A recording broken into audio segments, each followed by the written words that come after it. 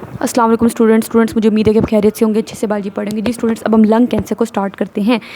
Lung cancer जो है ना, ठीक है, कैंसर सबसे पहले आपको ना कैंसर के बारे में हल्का सा पता होना चाहिए, कैंसर होता क्या है। अब स्टूडेंट, कैंसर क्या होता है कि ना, ये आपको पता है एक सेल है, सेल का स्ट्रक्चर, सेल के अंदर न्यूक्लियस होता है, ठीक हो गया, न्यूक्लियस के अंदर डीएनए पड़ा होता है। अगर मैं डीएनए को थोड़ा बड़ा करके बना लूँ तो डीएनए ऐसे करके होता है, ऐसे ही होता है ना, ये तो हमने 9th क्लास में डिटेल में पढ़ा है। अब क्या होता है, बाज़ोकात कुछ ऐसी, ये जो सेल होता है ना, इसके डीएनए के अंदर चेंजेस आना शुरू हो जाती हैं। मान लो सेल का ये वाला जो डीएनए के पार्ट है ना, इसके अंदर चेंज आना शुरू हो गई, इतने से पार्ट के अंदर, ठीक है। जब ये वाले पार्ट के अंदर चेंज आ जाएगी ना, तो अब ये सेल, ये समझ लो, पागल हो जाएगा, अनकंट्रोल डिवीजन करना शुरू कर देगा, ठीक है, अनकंट्रोल डिवाइड होता रहेगा। नॉर्मली क्या होना चाहिए, सेल को बस एक से, जब सेल की डिवीजन की ज़रूरत होगी तभी डिवीजन होती है, ठीक है, और जब भी सेल डिवाइड करता है बस 2 सेल आगे मजीद बनेंगे, ज़्यादा सेल नहीं बनते। लेकिन इस केस में सेल पागल हो गया है, आप यही समझ लें, क्रेजी हो गया है, ठीक है, अनकंट्रोल डिवीजन होना शुरू हो जाएगी सेल्स की, पागलों की तरह डिवाइड की जा रही है। ये सेल फिर मजीद आगे डिवाइड होना शुरू हो जाएगा, ये सेल मजीद आगे 2 में डिवाइड होना शुरू हो जाएगा, ये सेल आगे मजीद 2 में डिवाइड होना शुरू हो जाएगा, ये सेल आगे मजीद 2 में डिवाइड होना शुरू हो जाएगा, ये मजीद आगे 2 में डिवाइड होना शुरू हो जाएगा। इस तरह सेल्स पागलों की तरह डिवाइड होते रहेंगे। तो कैंसर क्या है, कुछ भी नहीं है, uncontrolled division. Normally controlled division होती है आम हालात में, बस सेल की जब ज़रूरत होती है तभी सेल डिवाइड होता है, और वो भी बस 1 से 2 में डिवाइड होगा बस, ठीक है। लेकिन इस केस में अनकंट्रोल्ड, काबू से बाहर डिवीजन होना शुरू हो गई है सेल की, इसको कैंसर कहते हैं, ठीक है। इसके नतीजे में जो सारे नए सेल्स बन रहे हैं ना, वो भी किसी काम के नहीं हैं, नॉन फंक्शनल हैं, ठीक है, कोई काम नहीं कर रहे, काम काज कुछ कर नहीं रहे, और सिर्फ क्या कर रहे हैं, हमारा ब्लड ली जा रहे हैं, हमारा जो ब्लड सप्लाई है ना वो ली जा रहे हैं, ब्लड के अंदर से न्यूट्रन ऑक्सीजन हमारे सारे खाई जा रहे हैं, और पागलों की तरह बस खुद डिवाइड हो जा रहे हैं, बस ये काम है इनका, डिवाइड होना। बस हमारे न्यूट्रिएंट और ऑक्सीजन लेके ना, जो मैं खा रही हूँ, मेरा अस्तगफिरुल्लाह, जिन लोगों को कैंसर होता है, ठीक है, उन लोगों के अंदर जो वो न्यूट्रिएंट्स ले रहे हैं, जो वो खाना खा रहे हैं, जो ऑक्सीजन है, बस वो सेल्स ली जा रहे हैं, लेके अपने आप को पागलों की तरह डिवाइड की जा रहे हैं, ये कैंसर है। अब कैंसर होता क्यों है, मैंने आपको बताया, सेल के अंदर जो न्यूक्लियस के अंदर डीएनए होता है ना, उस डीएनए के अंदर चेंज आना शुरू हो जाता है, ठीक हो गया, डीएनए के अंदर कोई चेंज आ जाएगा, उसकी वजह से लंग कैंसर होगा। अब ये डीएनए के अंदर चेंज क्यों आता है, क्वेश्चन ये पैदा होता है, ये इस वजह से आता है, फॉर एग्जांपल कोई वायरस बॉडी के अंदर एंटर हो गया, सेल के अंदर चला गया, और उसने सेल के अंदर जाके डीएनए के साथ छेड़छाड़ करना शुरू कर दी, ठीक हो गया। या कोई रेडिएशन, कोई आयनाइजिंग रेडिएशन, ये आपके बुक की सारी चीज़ें हैं, मैं अपने से कोई चीज़ नहीं बता रही, एक एक वर्ड बुक का है, ठीक हो गया, आपके यहाँ अपने से बताई जा रही, कुछ भी अपने से नहीं बताया। आयनाइजिंग रेडिएशन जो होती हैं, कोई भी शुआएँ आपकी सेल्स के ऊपर पड़ गई, मान लो आपने चेस्ट का कोई एक्सरे करवाया, इसलिए एक्सरे ध्यान से करवाना चाहिए, ठीक है, एक्सरे आपने करवाया बिला वजह, एक्सरे पे एक्सरे नहीं करवाते रहना चाहिए, डॉक्टर्स भी तभी सजेस्ट करते हैं जब कोई शदीद मजबूरी हो, ठीक हो गया। अच्छा, एक्सरे हुआ, कोई आयनाइजिंग रेडिएशन वहाँ पे हुई, ठीक है, या मान लो पेशेंट को पहले, ये लंग्स कहाँ पे होते हैं, थोरेसिक कैविटी में होते हैं ना, आपने पीछे डिटेल में पढ़ा है, थोरेसिक कैविटी में मान लो पहले पेशेंट को कोई कैंसर था, उस कैंसर के इलाज के लिए उसने रेडियोथेरेपी लगवाई, शुआएँ लगवाई, तो उस शुआओं से क्या हुआ, कोई और जो सेल्स थे वो शुआएँ जाके उन सेल्स में पड़ी, और उन सेल्स का डीएनए जो था उसमें चेंज आना शुरू हो गई, ठीक है। तो आयनाइजिंग रेडिएशन से जब एक्सपोजर हो जाता है आपका, शुआएँ पड़ने से ये सेल का जो डीएनए का थोड़ा सा पार्ट चेंज हो गया, या डीएनए का पार्ट चेंज हो सकता है कोई सिगरेट स्मोक, जो लोग सिगरेट स्मोकिंग करते हैं ना, ठीक है, ये बहुत ख़तरनाक चीज़ है, क्योंकि सिगरेट स्मोकिंग के अंदर बहुत ख़तरनाक केमिकल्स होते हैं, ख़तरनाक इरिटेंट्स होते हैं, जो जाते हैं आपके सेल, क्योंकि आप सिगरेट पी रहे हो, जब आप सिगरेट पी रहे हो तो खुद ही सोचें, सिगरेट पी रहे हो ना, तो वो जो केमिकल इरिटेंट्स हैं वो सारा आपके एयरवे के ज़रिए से अंदर जाएंगे, यहाँ पे जाएंगे, और यहाँ पे जो सेल्स पड़े हुए हैं उन सेल्स के डीएनए को जाके डैमेज करेंगे, चेंज करेंगे। जब सेल्स का डीएनए हिल जाएगा ना, चेंज हो जाएगा, तो बस फिर तो वो सेल काबू से बाहर, अनकंट्रोल डिवीजन होना शुरू हो जाएगी, और वहाँ पे कैंसर होना शुरू हो जाएगा। ये देखें, उन्होंने दिखाया हुआ है, ये मैस ऑफ एबनॉर्मल सेल, ये सेल्स पड़े हुए हैं छोटे, ठीक है, यहाँ पे, लेकिन ये सारे सेल्स जो हैं एबनॉर्मल है, नॉर्मल नहीं है। क्यों? क्योंकि इस ऐसे करके एक सेल्स का मैस बन जाता है, मैस का मतलब एक कलेक्शन ऑफ सेल्स है, और ये सारे सेल किसी काम के ही नहीं है, नॉन फंक्शनल है, इन्होंने हमारे लिए भी कोई काम नहीं करना, बस करना क्या है, इन्होंने हमारा सारा ब्लड ली जा रहे हैं, ब्लड के अंदर न्यूट्रॉन ऑक्सीजन ली जा रहे हैं, और दूसरा यहाँ पे जो करीब वाले एरियाज़ हैं उनके ऊपर प्रेशर डाली जा रहे हैं, ठीक है। तीसरा, यहाँ के एल्वुलाई ख़राब हो रहे हैं, जब यहाँ के एल्वुलाई काम नहीं कर रहे, ये वाला एरिया गैसियस एक्सचेंज नहीं कर पा रहा, तो ये एरिया जो है फजूल में बस ऐसे, और इसी तरीके से इन सेल्स ने आहिस्ता फैलते जाना है। तो खुद ही सोचें, जब ये आहिस्ता सेल्स फैलते जाएंगे, जब इवेंचुअली पूरे लंग्स को इन्होंने पूरे लंग्स पे इन्होंने कब्जा कर लिया तो पूरा लंग किसी काम का नहीं रहेगा, गैसेस एक्सचेंज नहीं हो पाएगा। तो हमारा जब गैसेस एक्सचेंज नहीं हो पाएगा, जब ब्लड के अंदर सेल्स जो ब्लड के अंदर कार्बन डाइऑक्साइड है, वेस्ट गैस, वही नहीं बाहर एलिमिनेट हो पा रही, वही ब्लड के अंदर जमा हो जा रही है, तो खुद ही सोचे क्या क्या आगे नतीजे हो सकते हैं। ठीक हो गया। आपके सेल्स को ऑक्सीजन नहीं मिलेगी, सेल्स काम करना छोड़ देंगे, तो ये काम। अच्छा, कैंसर क्या है? Uncontrolled division, uncontrolled increase in number of cells in any part of the body. अभी हम खाली कैंसर की डेफिनेशन पढ़ रहे हैं, ठीक है। ये आपको शॉर्ट क्वेश्चन आ सकता है, डिफाइन कैंसर। तो कैंसर क्या है? बॉडी के किसी भी पार्ट में कैंसर हो सकता है, बस क्यों? क्योंकि पूरी बॉडी आपकी सेल से मिलकर बनी हुई है, हर जगह आपके सेल पड़े हुए हैं। तो कोई भी सेल के अंदर DNA के अंदर चेंज आ जाए किसी भी वजह से, कोई भी वजह हो सकती है, कोई शुआएँ पड़ी, कोई वायरस चला गया, ये अब आगे आप डिटेल में पढ़ते हैं, ठीक है। तो बॉडी के किसी भी पार्ट में जो सेल्स पड़े थे उनकी अनकंट्रोल्ड डिवीजन हो गई, वो पागल हो गए सेल्स, बट अनकंट्रोल्ड, कंट्रोल से बाहर हो गए और उन्होंने अपने सेल की तादाद को बढ़ाना शुरू कर दिया, तो इसको कैंसर कहते हैं। अब वो कहते हैं कि लंग कैंसर क्या है। अब लंग कैंसर की डेफिनेशन क्या है कि यही जब मैस क्या होता है? सेल्स की, काफ़ी ज़्यादा सेल्स की कलेक्शन, ठीक है। यही मैस नॉन फंक्शनल सेल्स का जब लंग के अंदर बन जाएगा तो इसको लंग कैंसर कहेंगे, ठीक है। नॉन फंक्शनल सेल, ये सेल किसी काम के नहीं, मैंने आपको बताया, काम के ना काज के, दुश्मन अनाज के, वही हाल यहाँ पे चल रहा है, ठीक है। It is the most common cancer in the whole world. बहुत इंपॉर्टेंट बात है, पूरी दुनिया में सबसे most common cancer lung cancer है। क्यों? क्योंकि स्मोकिंग पूरी दुनिया में बहुत होती है। जो स्मोकर्स होते हैं वो अपनी जान के दुश्मन बने होते हैं, ठीक है। आगे हमने सारा डिटेल में पढ़ना है स्मोकिंग के क्या क्या ख़तरनाक नुकसानात हैं, ठीक हो गया। आपकी बुक में सारा डिटेल में लिखा हुआ है। अच्छा, वो कहता है कि वजह क्या है कैंसर की? मैंने अभी आपको बताया, कोई कार्सिनोजन वो केमिकल होता है, cancer causing chemical, cancer causing substance, कोई भी ऐसी चीज़ जो कैंसर काज करती है ना, उसको कार्सिनोजन कहते हैं। जैसा कि वो कहते हैं टोबैको स्मोक, की जो आप सिगरेट पीते हैं, इसके अंदर तंबाकू होता है ना, वो जल रहा होता है, तो उससे जो धुआं प्रोड्यूस होता है सिगरेट से, वो एक कार्सिनोजन है, उसने जाके आपको लंग कैंसर करवाना है। आयनाइजिंग रेडिएशन से आपका एक्सपोजर हुआ, वही जो मैंने अभी आपको बताया, कोई शुआएँ पड़ी, उन्होंने जाके आपके सेल के DNA को चेंज करना शुरू कर दिया, कैंसर हो गया। वायरल इन्फेक्शन हुआ, कोई वायरस घुस गया, उसने जाके आपके DNA को चेंज करना शुरू कर दिया, कैंसर हो जाता है। अच्छा, ये हमने सारी लंग कैंसर की कोजेज़ पढ़ ली। अब हम डिफाइन पैसिव स्मोकिंग आ सकता है, ये आपको एक इंपॉर्टेंट शॉर्ट क्वेश्चन है, ठीक है। पैसिव स्मोकिंग क्या होती है? आप खुद स्मोकिंग नहीं कर रहे। फॉर एग्जांपल, आप ऐसे घर में रहते हो, आप उस शख्स के साथ रहते हो या उस शख्स के पास बैठते हो रोज़ाना, कोई आपका दोस्त है जो स्मोकिंग करता है, तो आप तो कहोगे मैं तो खुद डायरेक्ट स्मोकिंग नहीं कर रहा ना, लेकिन उस पर्सन का धुआं तो आपके अंदर आ रहा है ना। क्यों? क्योंकि धुएं के अंदर सारे केमिकल इरिटेंट्स हैं, वो धुआं उसके अपने अंदर भी जा रहा है और आपके अंदर भी जा रहा है, अगर आप उसके साथ बैठ रहे हो। इसलिए जो स्मोकर्स होते हैं उनके साथ भी नहीं बैठना चाहिए, ठीक है, उनसे दूर रहना चाहिए। क्यों? क्योंकि अगर आप उसके साथ बैठते हो, ठीक है, या उसके साथ रह रहे हो, एक कमरा शेयर कर रहे हो, ठीक है, तो वो जो स्मोकिंग कर रहा है, वो जो खतरनाक धुएँ के अंदर केमिकल इरिटेंट्स, वो सारे आपके अंदर भी जाएंगे और आपके अंदर जाके भी वो उतने ही नुकसानदेह हैं जितने उस पर्सन के अंदर हैं, ठीक है।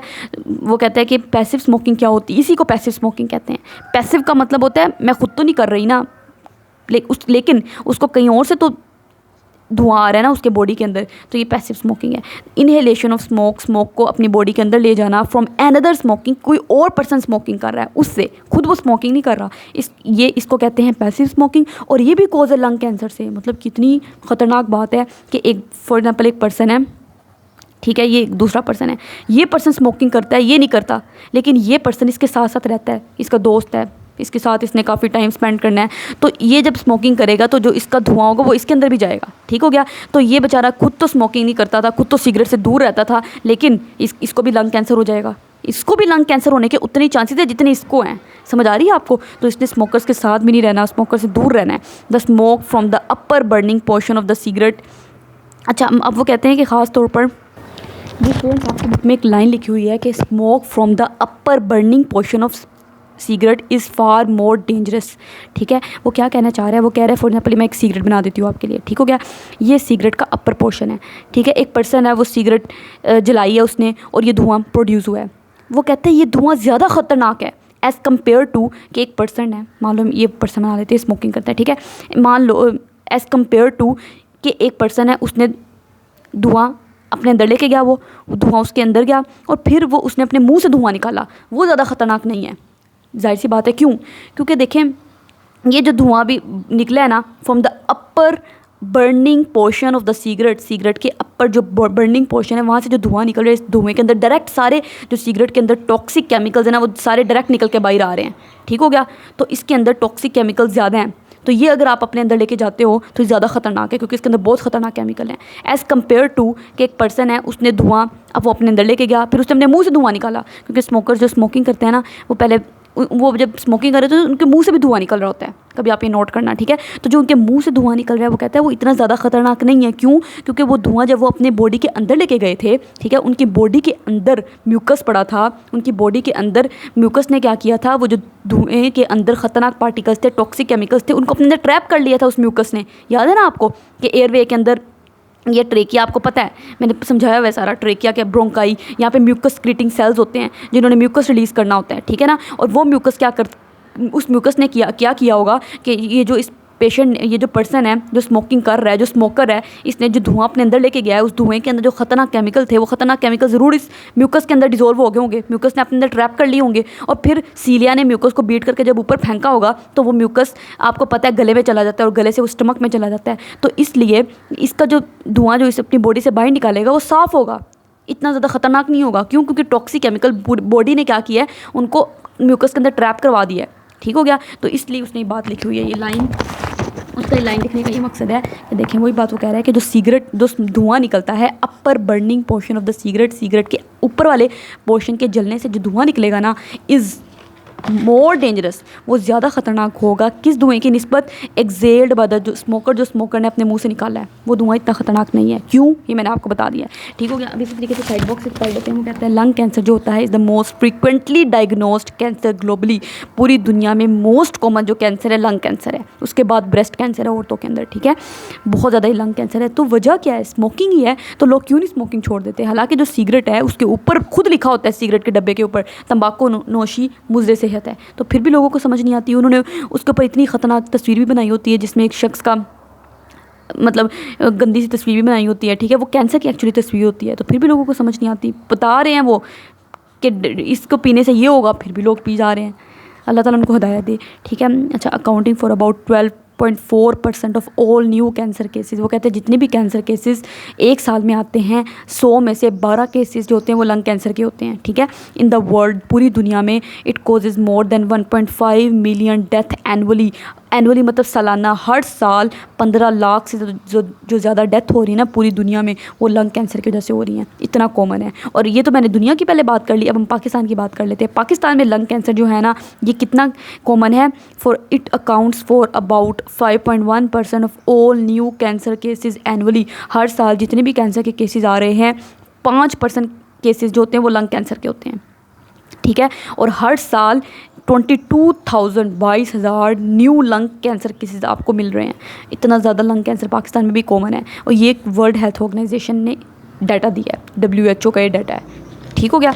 सही हो गया। अब वो कहता है कि सिम्टम, ये पेशेंट जो लंग कैंसर वाला पेशेंट होगा इसके सिम्टम क्या क्या होंगे? पेशेंट कैसे मेरे पास आएगा? मुझे आके क्या बताएगा? वो आके मुझे बताएगा कि मुझे शॉर्टनेस ऑफ ब्रेथ, मुझे सांस लेने में मसला पेश आता है। क्यों सांस लेने में मसला पेश आता है? खुद ही सोचे ना। जब ये यहाँ पे कैंसर है, ठीक है, ये सारा एक नॉन फंक्शनल सेल का मैस बन गया है, तो यहाँ पे जो एल्वुलाई है वो काम नहीं कर पा रहे, इतना हिस्सा तो काम नहीं कर पा रहा, तो यहाँ पे एल्वुलाई काम नहीं करेंगे, गैसेस का एक्सचेंज नहीं हो पाएगा, तो सांस लेने में पेशेंट को मसला पेश आएगा। सही है। ठीक है। और वैसे भी यहाँ पे खुद ही सोचें, यहाँ पे कैंसर पड़ा हुआ है, तो ये कैंसर क्या करेगा? यहाँ के जो एयरवेज़ हैं उन एयरवेज़ को कंप्रेस करेगा। उन कोई चीज़ बाइट से प्रेशर डाल रही है, ये कैंसर पड़ा हुआ है ना ऐसे करके कैंसर, तो ये इसको कंप्रेस करेगा। जब ये कंप्रेस करेगा तो ये एयरवे नैरो होना शुरू हो जाएगा, बंद होना शुरू हो जाएगा। जब ये एयरवे बंद होगा तो हवा आगे कैसे जाएगी? हवा आगे नहीं जाएगी, तो ऑब्वियसली सांस लेने में मसला पेश आएगा ना। तो ये वो कह रहा है। इसके अलावा ये पेशेंट को खांसी आएगी शदीद। ठीक है। ये जो स्मोकर्स होते हैं ना ये अक्सर खांसी करते रहते हैं, आपने देखा होगा। ठीक है। क्योंकि हमारे इर्द गिर्द बहुत से ऐसे लोग हैं जो स्मोकिंग करते हैं। ठीक है। अच्छा, इंक्लूडिंग कफ, बाजू का तो उनकी खांसी के अंदर खून भी आ रहा होता है। ठीक है। ठीक हो गया। एंड वेट लॉस, याद रखना जब भी पेशेंट को कैंसर होता है ना तो वज़न में ज़रूर कमी आती है। इसलिए जब भी हमारे पास हॉस्पिटल में कोई ओल्ड एज पेशेंट आता है ना, बूढ़ा पेशेंट, और उसको हम देखते हैं वज़न में शदीद कमी है, उसका खाना खाने का दिल नहीं कर रहा, तो हम ज़रूर उसकी इन्वेस्टिगेशन कराते हैं ये देखने के लिए कि उसके अंदर कैंसर तो नहीं चल रहा। ठीक है। जब भी कैंसर चल रहा होता है ना तो पेशेंट का वेट लॉस बहुत ज़्यादा होना शुरू हो जाता है।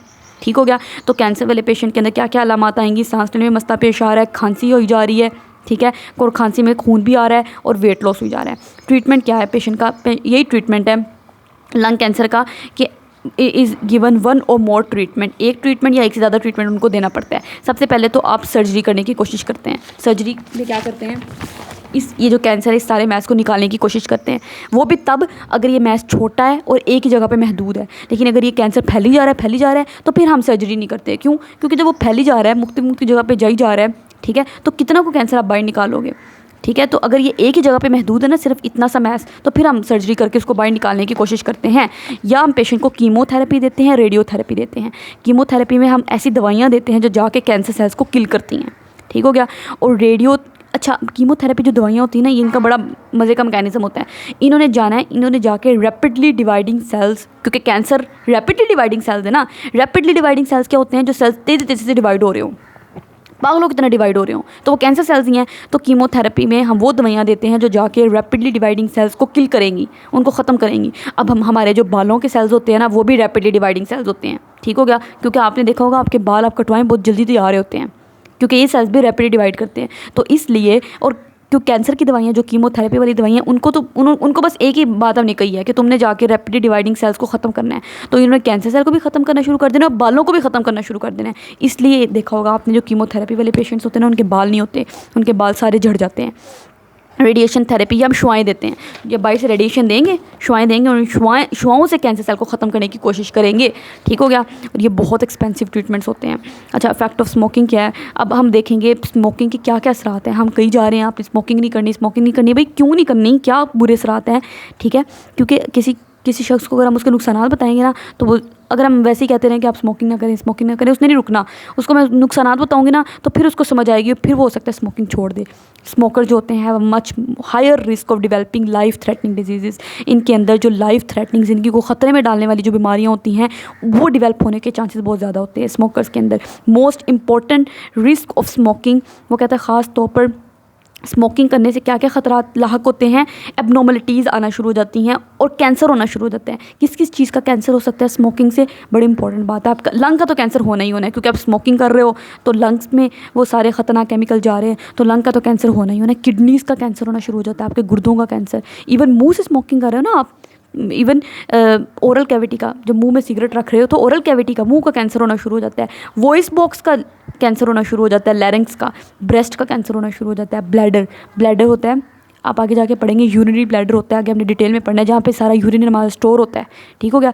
ब्लैडर का कैंसर होना शुरू हो जाता है। इवन फूड पाइप, इसोफेगस का कैंसर होना शुरू हो जाता है। पेनक्रियाज का कैंसर होना शुरू हो जाता है। पेनक्रियाज पता है ना आपको, पत्ते की तरह स्ट्रक्चर होता है, जिसने इतना खूब मज़े का पेनक्रियाटिक जूस रिलीज़ करना होता है। ये आपने चैप्टर नंबर 1 में हमने डिटेल में पढ़ा है। स्टमक का कैंसर करवा देना है। स्मोकिंग इतनी ख़तरनाक है, मतलब किसी चीज़ को नहीं इसने छोड़ा, हर तरह का इसने कैंसर करवा देना है। और कैंसर के बाद तो आपको पता ही है ज़िंदगी के चांसेस क्या ही होते हैं, ठीक है। हेल्दी लंग देखें कितने खूबसूरत हैं, लेकिन यही स्मोकर के लंग देखें कितने काले हुए हैं, देखें ज़रा, ठीक हो गया। आपको खुद वाज़ेह डिफरेंस नज़र आ रहा है। उसके बाद वो कहता है कि ख़ास तौर पर अब हम ये जो सिगरेट्स होती है ना, इनके अंदर तंबाकू होता है, उस तंबाकू को जलाया जाता है। तो तंबाकू को जब जलाते हैं तो उससे जो धुआं निकलता है ना, उसके अंदर आप खुद ही देखें 4000 डिफरेंट केमिकल्स हैं, ठीक है। मतलब सिगरेट को जब जलाते हैं, बर्न करते हैं, तो 4000 डिफरेंट केमिकल्स निकलते हैं। कौन कौन से केमिकल्स निकलते हैं? निकोटीन, कार्बन मोनोऑक्साइड, इनको सबको हमने आगे डिटेल में पढ़ना है, ठीक हो गया। निकोटीन के क्या नुकसान है, कार्बन मोनोऑक्साइड के क्या नुकसान है, डिटेल में पढ़ते हैं। लेकिन अभी फ़िलहाल वो बता रहा है कि टोबैको स्मोक को जब आप सिगरेट को जलाते हो तो उससे जो धुआं निकलता है, टोबैको स्मोक, उसके अंदर 4000 डिफरेंट ख़तरनाक केमिकल्स हैं। मतलब 4000 कोई कम तादाद नहीं है, ठीक है। आउट ऑफ दीज, इनमें से अगर हम बात करें तो वो कहता है कि इन 4000 में से मोर देन 69 से ज़्यादा जो केमिकल्स हैं ना, वो कार्सिनोजेंस है। कार्सिनोजेंस का मतलब है डायरेक्टली उन्होंने जाके कैंसर करवाना है, ठीक है।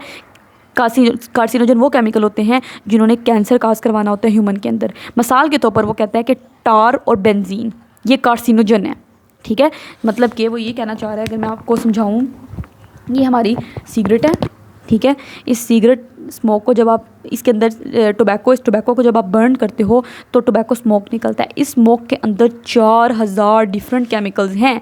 उन 4000 डिफरेंट केमिकल्स में से मोर देन 69 केमिकल्स 69 भी नहीं, मोर देन 69 केमिकल्स क्या हैं, कार्सिनोजेंस हैं। कार्सिनोजेंस का मतलब है डायरेक्टली उन्होंने कैंसर करवाना है। और वो कौन कौन से केमिकल्स हैं, वो हमारे पास है बेंजीन, ठीक हो गया, और वो हमारे पास है टार।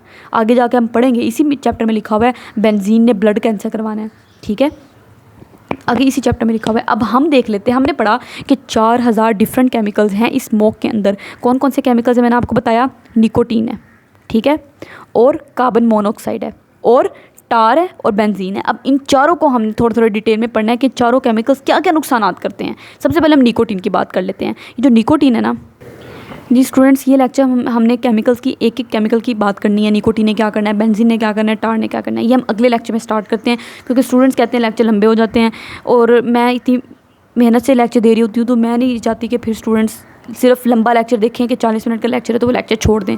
तो इसलिए मैं कोशिश करती हूँ छोटे लेक्चर रखूँ अपने, ठीक है, लेकिन मेरी कोशिश होती है कि मैं आपको एक एक चीज़ समझाऊँ, इसलिए लेक्चर लंबा हो जाता है। इसके लिए मैं आपसे माजरत करती हूँ कि मुझे नहीं पता नहीं चलता है कि मैं कोशिश हर बार करती हूँ कि मैं अपना लेक्चर छोटा रखूँगी, लेकिन वो लेक्चर मुझे नहीं पता कब लंबा हो जाता है। चलें हम अगले लेक्चर में आपसे मुलाकात करते हैं। अल्लाह हाफ़िज़।